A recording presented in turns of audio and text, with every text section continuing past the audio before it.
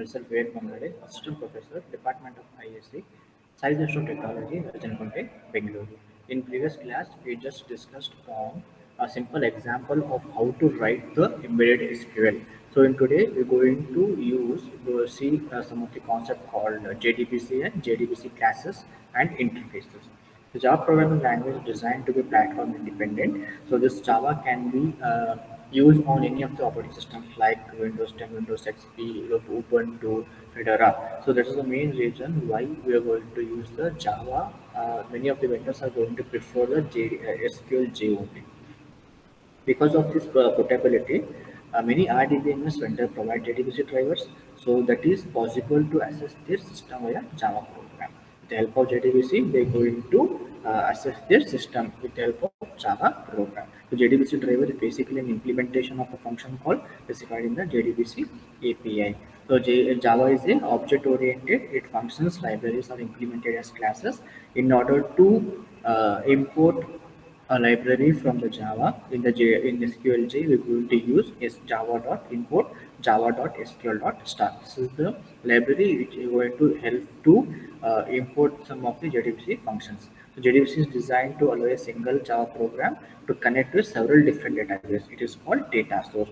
This JDBC, what is going to do? I return the one Java program that JDBC is going to connect to several different databases that we say it as a data sources. To load JDBC driver explicitly, we can use a function called class.forName oracle.jdbc.driver.oracle driver. This will register the driver with the driver manager and make it available to the program. In order to connect the JDBC driver with the Oracle, this is the syntax, or we need to load the driver, which is Oracle driver, to the system. Then only Java can able to connect to the driver. So if this is not possible, we can load the driver, Oracle driver, to the Java in the command line. That is minus JDBDC JDJBDC, that is dot drivers equal to oracle.jdbc.driver. This is the program where we're going to, this is the steps we're going to write in the Java program in order to connect the JDBC with the database. So import java.sql.start. This is in order to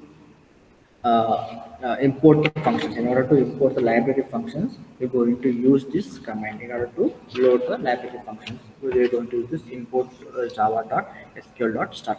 Class get employee info. Just I'm creating one class by the name get employee info. Open public state void main string of argument throws SQL exception input of exception. We're going to open. We're going to start with the public static void. So next, try class.forName. This is going to load the driver. If the driver is loaded successfully, then driver is loaded successfully, result will get it will get loaded. Otherwise, if driver is not loaded successfully, then an exception will occur. That is, driver could not be loaded. In this try function, we're trying to load the driver. This class.forName basically used to load the driver to the system in order to connect to the Java. So if this driver, Oracle driver, loaded successfully, then it will be no issue. If driver is not loaded successfully, then exception will occur. That is, driver could not be loaded, right? So if the driver is loaded successfully, then the process will get continued. String, database account, password, SSN, and last name.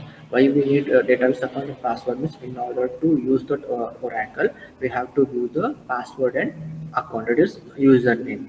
So that username and password we have to assign here. That is the data type is of string. So double salary. So database account equal to read entry. Enter database account, then retrieve password. So read entry will be act as a scanf function. You have to enter the username and the password. If username password is proper, then it's going to connect. Means what it to connect? The driver will get connect to the JDBC. So the connection will happen between the driver, Oracle driver, that is the database driver, with the Java program. The JDBC Oracle OCA. This is the driver location where the Oracle has been loaded, database account and the password. After connecting the database with the Java program, we're going to perform some of the SQL statement like string statement one equal to, which is the variable name we are creating, select last name salary from employee where SSN equal to question mark, because we don't know question mark, we don't know SSN, where we're giving SSN via here, and externally we are giving the SSN number to perform it on the query. So select last name salary from employee where SSN equal to question mark. So prepare statement P, creating one variable or prepare statement con dot prepare statement and statement one. It will get execute. It will execute the statement. So this will convert this SQL statement into Java statement.